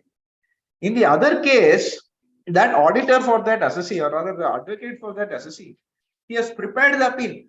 He has given the appeal to the assessee. He has told him, sir, you please go file it. I am traveling out of the country for my daughter's wedding. I'll come back only after 60 days. So you please file it now. What that assessee said, okay, sir, we'll do it. And he's not filed. And then 60 days later, when that person came back, he said, sir, you filed. No, sir, I forgot. He said, what the hell, you give it to me, I'll file it now. So he filed it with a 1 or 2 day delay. And it came up for hearing. The person who was representing that assessee was very casual. Yes, sir, 1 day delay, sir, it's okay, sir. I forgot, sir, please leave. The tribunal got furious. They said every single document that you are given is dated almost 60 days back. Why you didn't file it? It's okay, sir. It's just 1 day, you leave it. There's nothing doing. We will not control. Because when there is a delay, every single day of delay must be explained. Please note that. It's a very important point. Every single day of delay must be explained. It's not general. I cannot tell all these days I was busy. Every single day of delay needs to be explained. Whereas in 90% of the cases, up to 3 months, they are pretty liberal. But don't be casual like this example that I quoted you. Please ensure that you bring out the specific reasons why there's a delay. Second critical point to note in CIT appeals, power of enhancement. When I go to the ITAT, sir, I can never be worse off. They can never demand a higher amount than what I went on appeal. So worst case scenario, whatever is there in the CIT appeals order, that only will be there even after ITAT. So at ITAT, I can never be in a worse position. Whereas before CIT appeals and even the new JCIT appeals, they have the power of enhancement, which means I can go addition. They have made an assessment 100 rupees. I go to the CIT appeals, he can make it 200 also. So you have to be ensure you are very, very careful when you go to the CIT appeals. You draft properly, ensure you are not trapped by them and end up having to pay more taxes. Next, we can go for stay petition. So this is the important point that I want to talk about. This is a big thing because after faceless assessment has come, Hari sir very rightly said, the quality of the orders has dropped. The kind of demands that are made are incredibly insane. I will give you a simple example of a case. One case that we are handling, that assessee is a firecracker agent. What he will do during Deepavali time, you would have seen on the roads and all, there will be stalls, fireworks stalls where they'll be selling. This gentleman, sheer hard work, travels across the country. He lives in Sivakasi, which is the firecracker hub of India. So that he stays there. He will buy from the manufacturers and he will go and sell to all of these stalls. So heavy cash transactions, everything is cash transaction, heavy cash deposit, heavy cash withdrawal or cash deposit, and he will use actual bank transactions to buy from the manufacturer. Any assessing officer who is based in Tamil Nadu knows that this is the nature of the business. But what has happened? It has gone to faceless. And in faceless, what they are doing, after all the explanations given, all the proofs furnished, after showing that purchases are made through banking channels only, order is being passed. Entire cash credits taken as unexplained income.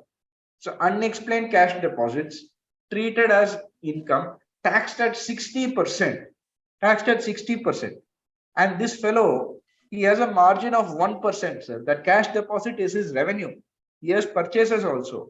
So 99% of that, whatever he is getting as cash, is his cost, real cost. He makes a margin of 1%. And he does it entirely in that one Deepavali season only. And this gentleman now, they are coming and saying, pay 60% on the cash deposit. And then he is saying 20% to go for a stay. He is saying, sir, I cannot do anything. I cannot afford it. I have to close the shutter and I have to run away. I have to abscond. I cannot afford that because my entire actual margin is only 1%. And now you are asking me to pay 20% of the entire cash deposit. So he says, I cannot afford this. I know what I will do. And who do we go to? Because the question now you will raise, where's the stay? Now here's the critical point. When it comes to stay, if you pay 20% of the tax demanded, you get an automatic stay. They cannot come and put pressure on you, saying you have to pay more. If you are going on an appeal, you pay 20%, you get an automatic stay. No questions asked. But sir, what if I don't have the funds to pay that 20%, like the example that I gave you? Then in that case, you can make a petition to your commissioner of income tax, the jurisdictional commissioner, which is either principal commissioner or additional commissioner, whoever is in charge. You make a petition to them and you have to explain to them why the stay needs to be given. If you are able to explain the facts and bring out on record, this is the reason why that I have to be given it. It's a high pitch order. It's very unfair. I don't have the financial wherewithal to deal with it. They have the power to issue a stay to you. So they may give you even a 6-month stay. They may allow a staggered payment. Every 3 months you pay, or every month you pay one installment like that. So they will get some sort of relief if you go to the principal commissioner. So it is a discretionary power there with the principal commissioner. Don't go to the assessing officer. He does not have the power to do anything. So if you think by giving a stay petition or a letter to them, you will get some relief, nothing will happen. He does not have the power. If he's a nice person, then he will tell you, you please go to the commissioner. Or most times they will not say anything. You will also not do anything. Suddenly one day you will find bank account attached. Then client will call you, what sir, my account is attached, what to do, etc. So this is the practical reality when it comes to stay petition. Unfortunately, if you don't get a remedy for the stay petition, either from the commissioner or the assessing officer, what is your next step? Go to High Court. If you go to the High Court will give you even 12 months. They'll give you 12 months. In fact, in one assessee's case, they gave us 24 months. 24-month stay. They said till the disposal of ITAT, till then nothing they can do. We'll give you a 24-month stay. So High Court sometimes are very, very liberal, sometimes too much liberal also. But it's good for the assessee. So worst case scenario, if the principal commissioner is also not supportive, you can go to the High Court, and if you prove the facts, they will give it. In fact, I must say, more than the income tax authorities, High Court is more liberal when it comes to these stay matters. If you are able to justify it, they'll be able to accept it and give it to you. Sir, can CIT got any other points other than what has been assessed by the ITO? Say addition is made in section 69 for property purchase. Can he make addition in a business income? So very, very good practical question. See, I told you the CIT appeals has the power of enhancement, which means you can be worse off when you go to him. Now there is a simple dispute over here, which is, let us assume the subject matter of the appeal happens to be capital gains. It is some sale of property. Now when the sale of property happens, they have raised that and they are disputing that. It goes to CIT appeals. He says, give me the bank statement. I want to see whether truly you have reinvested under section 54. So I give him my bank statement. When he's looking at this bank statement, suddenly he sees, he says, oh, what is this? This person has got so much savings bank interest. He has got almost 3 lakhs as savings bank interest. He has not offered it. And the assessing officer has not looked at it at all. I'm going to make an addition on this. Does he have the power to do that? Please note, CIT has the power to enhance, but he cannot enhance beyond the ground of the appeal, which means if the subject matter of the appeal is only capital gains, or as the sir has asked the question, suppose the subject matter is only the property purchase under section 69, then my additions are only restricted to those. It's a box. I cannot get out of the box. Even if I know that outside the box something dangerous is there, I cannot get out of the box. So I cannot go and touch other sources. I cannot touch salary income. I cannot touch business income in such case. So you will be restricted only to that aspect. So worst case scenario, you are bad. Even if there's a worst case scenario in the CIT appeals, it will be restricted only to that box. It cannot be anything else. So that comfort you have. So this is the example of the enablement of a window. The communication for the CIT appeals has been enabled. This is what you'll get the communication. You have to respond to it. So it's a very, very, I don't know what is the purpose of it. All these aspects I've covered it because time is running out. So I don't want to spend too much time on this because there are many questions that I also want to take up. Of course, this is the ITAT. For people who have not seen it, this is a picture of the ITAT. In fact, this is from Hyderabad. And you may know many of the people here who are participating in this. And it's an open court. Anybody can come in. In fact, in some days, when the cases of very famous personalities or big companies are listed, you'll have a lot of journalists also who are coming. So it's an open court. Anybody can walk in and anybody can listen to the appeal proceedings. and you must argue in an open court. CIT appeals, whether it was faceless or physical, it was all closed door. But the ITAT, on the other hand, it is virtual, it is physical, and it is open. So people will be able to hear you, and you have to follow a court craft, what you have seen in movies and all. My lord, my honor, how you talk, etc. You have to talk like that before them in the court, in the ITAT. Only if you talk like that, you will get a favorable order. So that's also good. So this is how it looks like, and proceedings is all open court. Another thing you may notice is everyone is suited up. Everyone is wearing a suit and everyone is wearing a tie, because at the ITAT you have a strict dress code. You must wear a full suit, you must wear a tie, you must wear shoes. In fact, it specifically says you must wear a black shoes, black tie, black suit. But then they're a little bit more liberal there. As long as you don't wear something too colorful, green, yellow, like that, if you don't wear, you'll be fine. Blue is also considered okay. The judges are little liberal, but you must wear the code. I have seen many cases where the judges say, why you are not wearing a tie, why you are not wearing a suit, I will dismiss the case. They have done that also, depending on their mood that day, they will decide it. But it's a very specialized area. That's why you have certain people who repeatedly go to ITAT, because it's a specialized area. They know how to handle the case, they know how to argue, how to make it into a nutshell, etc. Another important point that somebody had asked in the chat box to me is jurisdictional decisions. So how do I take jurisdictional decisions? Now, recently there have been a lot of important decisions which have come, and it's all come from Delhi and Bombay and Orissa, etc. So us sitting in Telangana or us sitting in Tamil Nadu or anywhere else in the world, or in Tamil Nadu or in India, how are you going to use that case? If I use that case, does that mean I'll win it? This is the order of how jurisdictional cases has to be done. If it's a Supreme Court case, it is binding on everybody. Whether your CIT appeals, assessing officer, assessee, it does not matter. Supreme Court decision automatically binding, you have to follow it. What about High Court? High Court decision is binding on that specific jurisdiction. So if it is Madras High Court, it is 100% binding in Tamil Nadu. But what about the other areas? If I'm assessing in Telangana, then in that case, it is useful as a persuasive use. So I can use it, I can quote that case. In Madras High Court, they passed this order. So therefore, you can also do it. They are not bound by it, but they can use it and say that, yes, it is justified. I accept the arguments. So it is a persuasive thing. What about tribunal orders? Generally, tribunal orders, we will use it only for that same whoever judge has passed it. If there's a different judge also, sometimes we'll be careful. How is the relationship between that judge and the judge who has passed the order? If it is good, then only I will quote it. Otherwise, I will lose the case. So all of these aspects. So tribunal order in general, while it's supposed to be binding in that tribunal, it's not necessarily binding. So High Court and Supreme Court only you can use as a binding knowledge. So I think we will avoid talking about revision because already 5:40. There are many questions. Hari sir, should I just take up the questions because the PPT is very lengthy? What do you feel, sir? I'll share the PPT. Of course, my contact details are here on the screen. Anybody wants the PPT, you can just send me a WhatsApp message. I'll be happy to share it. I will also send it to the organizers. But if anybody needs it, you can reach it out to me. Sir, should we take questions?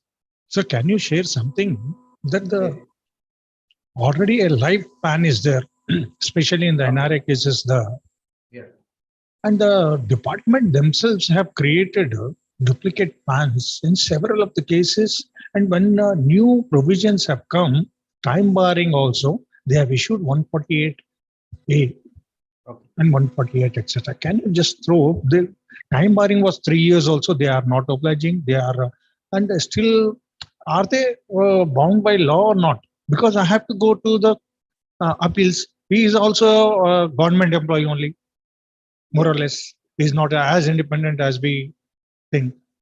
So recourse is ITAT or a writ petition. There are no other ways. Yes. So it's a very, very good, once again, very practical question that sir has raised. So two questions actually. So first I will take the one regarding the 148A.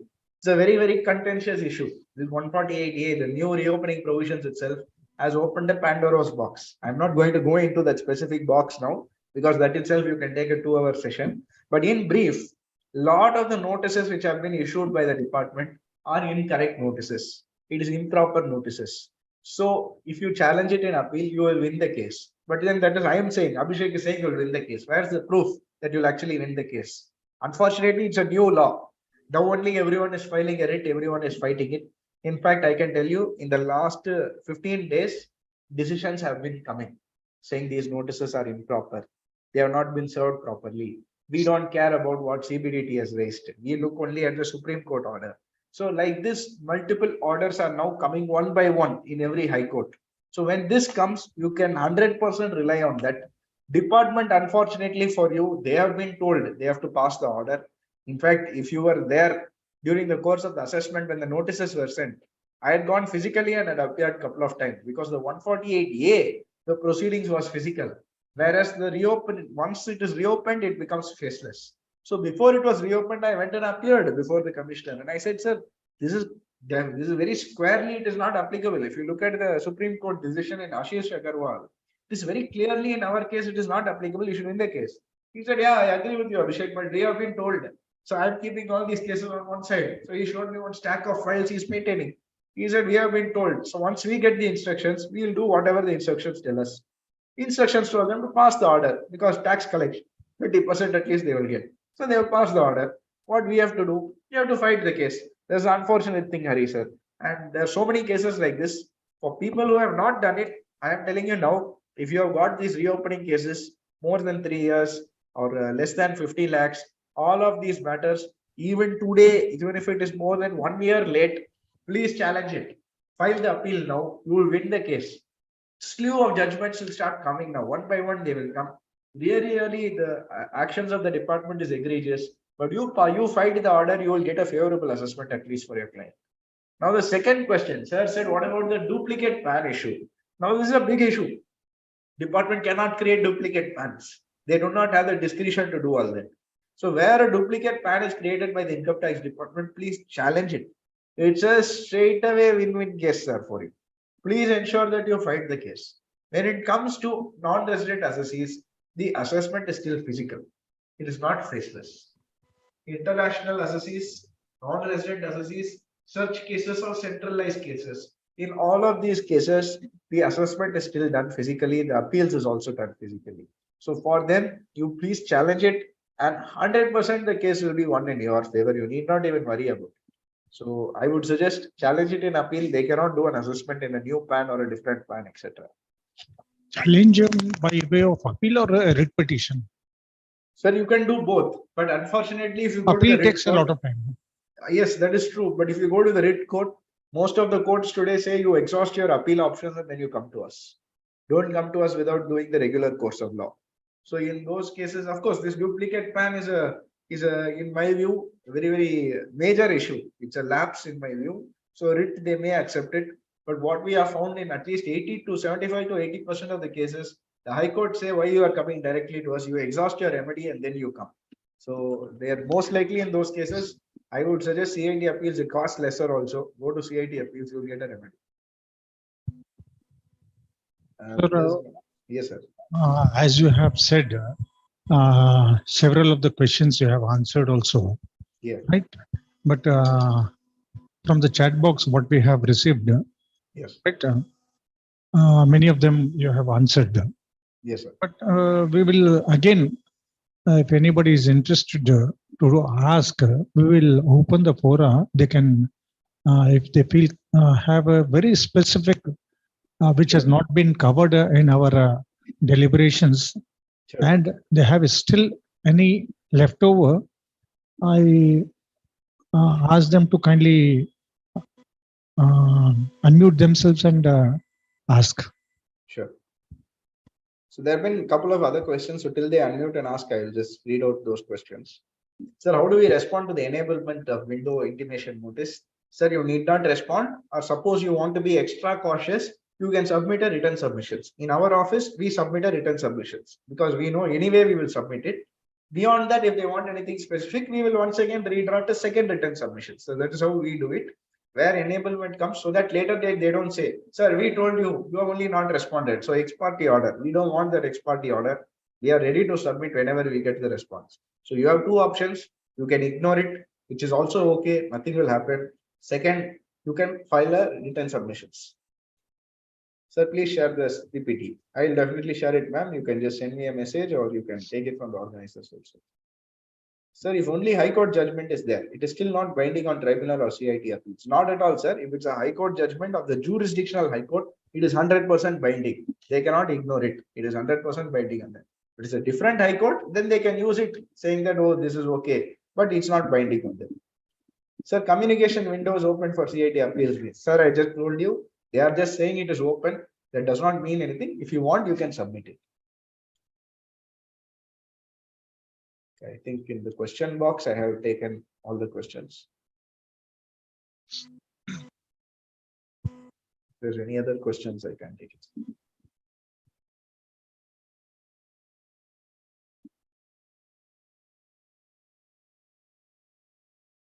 Sir, is there, if no adjustments for orders passed to give appeals effect, file an application with e-Nivaran with CBDT. If no adjustments for orders passed to give appeal effect, okay, I understand. So if appeal order is passed, but giving effect is not passed.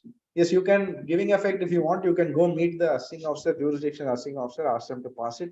If that is not happening, you can file a grievance or a e-Nivaran, or worst case scenario, you can even raise a CP grams. So for people who are not aware here, CP grams is a portal for all government, government offices where you can raise a grievance and it will go to the Prime Minister's cell directly.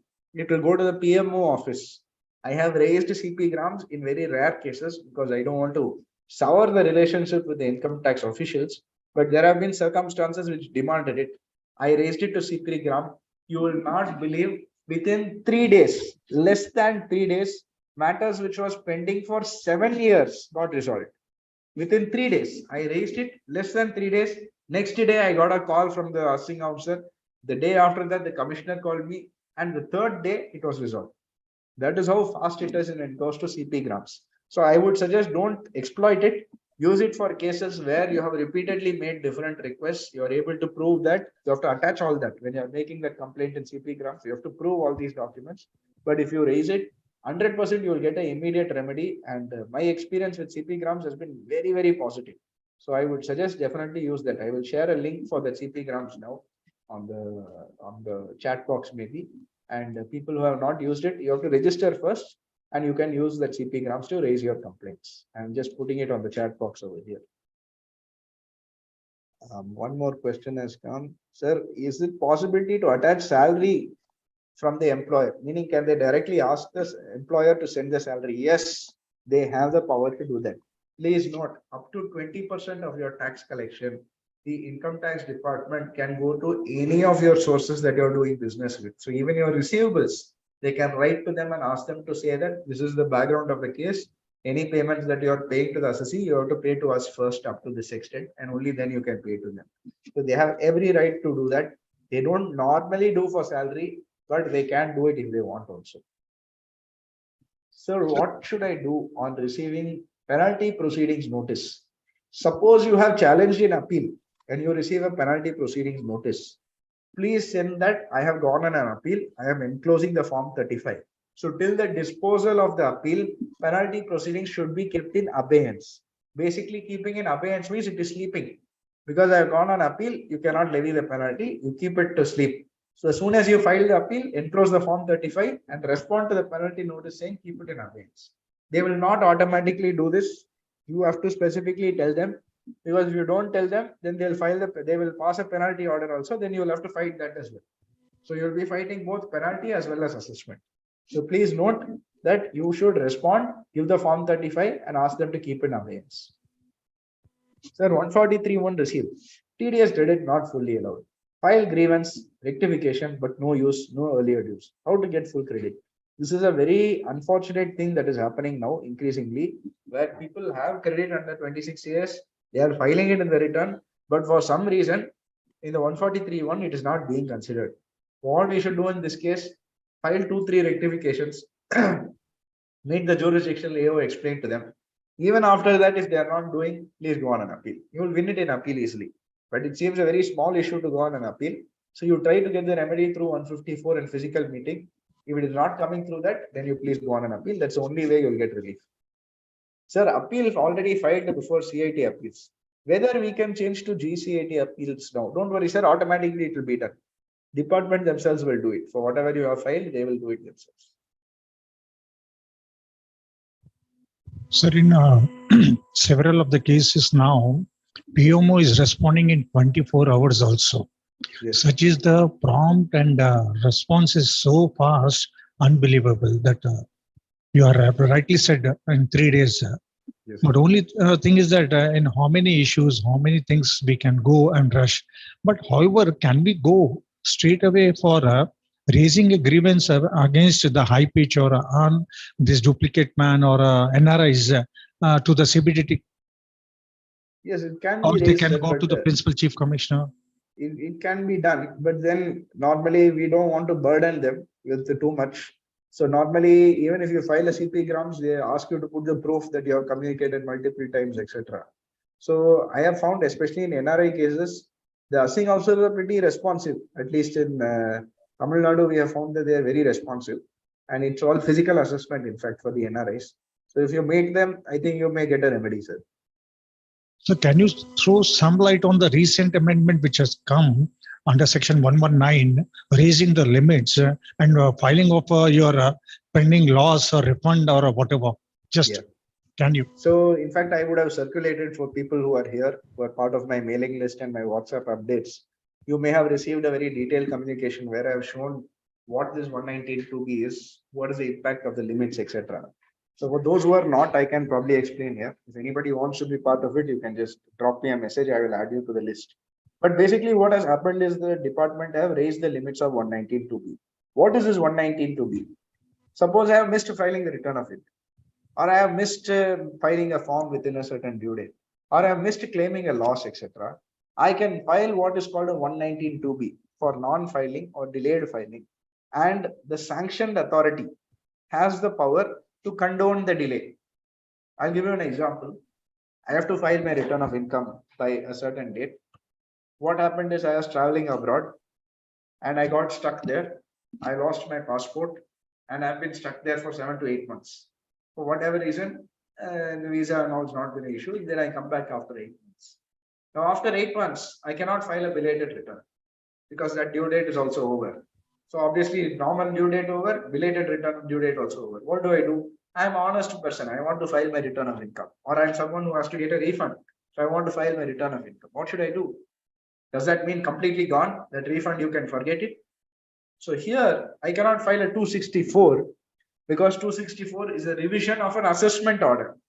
Here, I'm not going for a revision. I'm going for a new return of income that I want it to be filed. So what is my remedy here?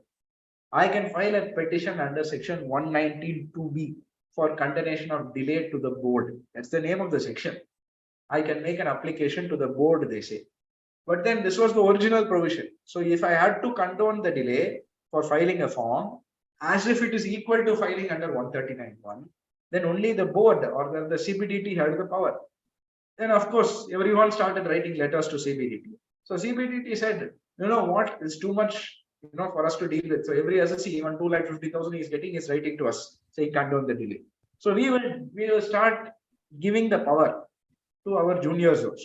So they basically gave the powers to the principal chief commissioner, the principal commissioner, or the necessary commissioner of income tax. So all of these persons have the power based on monetary limits. Now they have improved the monetary limits, which means even for a higher claim, you can go to a lower authority. You need not go all the way to the CBDT. So it's a very, very good amendment which has come.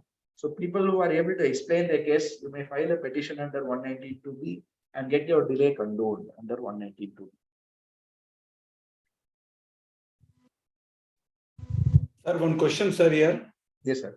For high pitch assessments, what is the way out, sir? So for high pitch assessment, appeal is one of the way out, yeah. but other way out, sir. So you have basically, I would say, two things. One is you go for appeal, which is a natural, you have to do it. Otherwise, you stand to lose. But alternatively, the bigger issue is always, how do I pay the money? Because it's high pitched. I don't have the liquidity to pay even 20%. So in these scenarios, you have two opportunities. You can go, two options. You go one to the principal commissioner and you explain to them. I have found they are reasonable. They are reasonable people. If you explain to them and they find you genuine in your case, they are willing to help. So depending on a case-to-case basis, they have a discretionary call, they will do it. Alternatively, if let us assume principal commissioner also is not yielding a result that you want, then in that case, you can go to the High Court. As I told you, because High Court deals with more complex cases, they are very, very liberal when it comes to matters of time and when it comes to matters of allowing someone a stay petition, etc. So at High Court, you will get a remedy 100%. Of course, the costs are higher. That's the reason why most people don't do it. And if it's not drafted properly, of course, they will reject it. So in order to avoid that, people don't go. But if you go to the High Court, if you have exhausted your options and it's a genuine high-pitched order, then you will definitely get a longer stay than you would have got from the principal commissioner also. Sir, I read somewhere that CBDT or the government that they have formed a grievance committee against high pitch assessments. Is it active, sir, right now? It is there. In fact, one of the representations we had given was that in beyond a certain amount of adjustments which is being made or additions are being made, physical appeals should be done or physical assessment should be allowed, because you may not know how high pitched it is. But what is high pitched to you may not be high pitched to me. What is high pitched to me may not be high pitched to an Ambani or Adani, etc. So it varies from person to person. So high pitched is a very, very broad term. Unfortunately, they have to set the monetary limits on how to do it. So that normally, automatically, I gave an example in my talk of a firecracker agent. For him, the cash deposits may be just 50 lakhs or 40 lakhs, but the amount is very, very high for him. So it's high pitched as far as he is concerned. But department cannot say high pitched and close it. They have to put a monetary level. And when they put a monetary level, it will be 1 crore and above. So automatically, this firecracker agent will be excluded from it. So there is an issue, that is a big practical issue that's being faced. It is something we have to deal with and go for a stay. What is the one request that we have made to the CBDT is that stay petitions needs to be considered more seriously. So that's on a case-to-case basis, it should be done. And maybe that can also be brought on record through the income tax portal, just to ensure that they track it. Because right now I file a stay petition, it's all physical. There's no number given, there's no tracking for it, there's no way it comes into the record. So because of this, the record becomes only a physical file and not something which can be viewed by anybody anywhere. So this way, at least they will get an idea of the statistics of what is a stay petition like, etc. So there was a one last, sir. Hariji, I have received one WhatsApp. It is a paper cutting. Okay, Tax returns filed late. Directors of 2 jewelry firms get 6 months RI. Get 6 months arrest. RI, rigorous imprisonment, 2 months. Imprisonment. Yeah. No, definitely, sir, sir. where we are heading, sir? Where we are heading? Sir, that is bound to happen. I'll tell you why. See, the conviction has gone up in income tax cases, prosecution cases have gone up by more than 300% in the last few years. And it's not because they are going hard on people. It is because they were lenient before. N number of cases we have come across, benami transactions, black money transactions. These persons have not filed a return of income at all. In the history of their life, they have not filed. But they are doing crores and crores of transactions. You tell me that no action should be taken against these people. Yes, it feels like arresting is very, very serious offense, but department does not arrest like that. In these cases, they would have arrested because there must have been some other thing, not a simple thing of non-filing of return. They don't normally do that. For that, we have in our income tax department proceedings, we have our compounding of offenses where we can get a relief. So that they would have taken the route. But there must have been something more sinister to it. That is why they would have been arrested. It will not happen in a simple case. Salaried person doesn't file a return of income. What will happen? He will not get arrested. That will never happen. So I would say that this action is warranted in most of the cases. I have not, as far as prosecution especially is concerned, I have not seen a non-deserving person get a prosecution. That has not happened so far in my experience. Yeah, agreed. No doubt. Thank you. Sir, one just in the budget, the government thought of a Dhruvat Se Vishwas scheme, Yes. which has not we have not seen.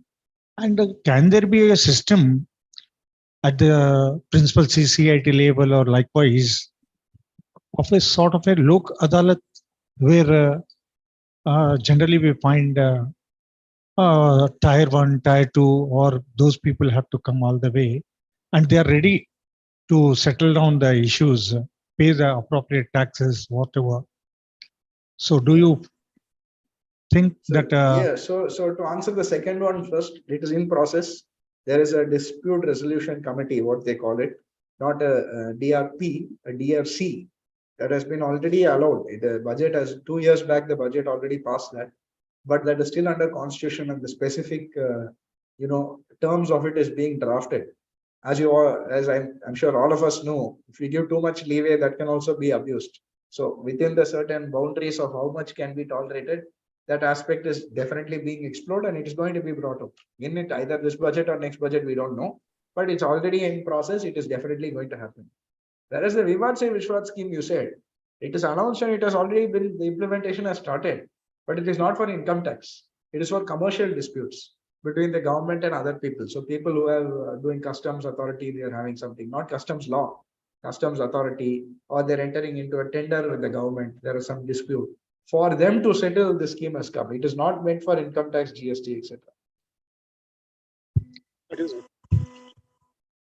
I hope we have been enriched with your enlightening, Thank you. thought-provoking, and very in-depth, very simple. As in my opening remarks, I said that when we go with Abhishek, we forget about all other side thoughts, predetermined thoughts, and post. We are totally engaged, involved, and you make in such a way the presentation that most of people carry home their doubts cleared. So that is why you are always sought after by FTCCI, and you see our president is throughout available despite his busy schedule. Yesterday night also he was up to 11 o'clock, 12 o'clock, busy since morning. Every day in FAPSI, 365 days are there, but 400 programs happen here. And he is organizing for the audience purpose also from 28 to 30 in High-Techs. We are holding a very big event, one of its kind, II-Techs. I request the president to kindly just enlighten on that program which we are going to hold in High-Techs, please. It's an expo, sir, Industrial Innovation Technology Expo. First time we are doing this expo in Hyderabad. That is, the Federation is organizing this. So this is relating to the technology and innovation in all the sectors. And basically for startups also, we are encouraging. As you know, Telangana is forefront in the incubation of startups. So we are concentrating on this. Great, sir. Yeah. Thank you. Thank you very much for staying for the entire presentation. No, it was a very lively, comprehensive. I got a little bit interest in taxation, so I stayed back and I heard you. Very, very nice presentation. And few of my doubts, which I was having without asking, it got cleared. Thank you so much, sir. So kind of you. Sir, we are looking for further ITR, which have come up, and charitable organizations also, and tax audit report amendments also. And several of the now due diligence or compliances have become bone issues which we need to address. And shortly, I also request from this fora that we wanted to have a very good deliberation. You also see a national and a panel sort thing so that they can clarify like associations, institutions, temples, education, medical, and what are the several returns and the changes are happening. And a small omission or error is no more excusable. This Modi government has said, you make your records straight. And they are also coming up with all the things, and they are also giving an opportunity in the form of a show cause or a assessment before making finalization, also an opportunity. So I request my co-chair Nikshit to kindly propose a vote of thanks. Thank you, Speaker, and all the members who have joined us and stayed throughout this presentation. As Anil sir told, or the chairman sir told, we have all enjoyed this session thoroughly. and we are going back with more knowledge than we had before the session started. So thank you, Abhishek Garu, for the lovely presentation. Thank you, sir. In you, fact, sir. I must thank Naresh Gili also, and you have been always available. And all the efforts put from the backside of Madam Lakshmi was also very much. She herself is very intelligent and knowledgeable, always involving into the subject. Not that as a secretary just to follow up, etc., etc. She also goes into the subject very thoroughly. That is a specialty. I thank her also for this, and we look forward for more such programs from US and FTCCI will be happy to host such intellectual programs and awareness program. Thank you, sir. Thanks, President, sir, especially to you. Thank you, Also. sir. Thank Thank you. you. Thanks, everybody, sir. Participants, we will share the PPT. Kindly write to the FTCCI. We will share you all the participants and request you, those who are not member, to kindly become the member of the FTCCI so that you can receive all our communication on all the aspects which impacts you, affects you, and relates to you. Thank you. Thanks, one and all.